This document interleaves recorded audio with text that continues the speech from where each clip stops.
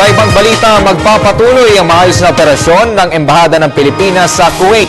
Tiniyak ito ng Malacanang sa kabila ng pag-recall kay Ambassador Shulan Primavera dahil sa kasong pangmomolestya ng kasambahay.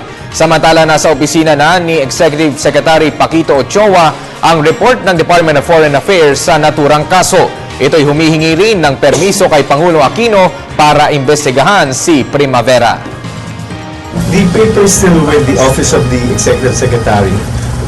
He has not yet seen the paper. We were in a meeting, but we discussed some other matters. So, as soon as the President sees the paper, we will let you know his decision.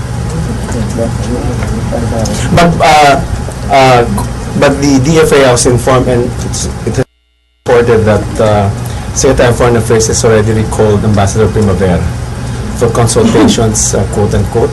So we hope we'll inform you as soon as the President makes a decision.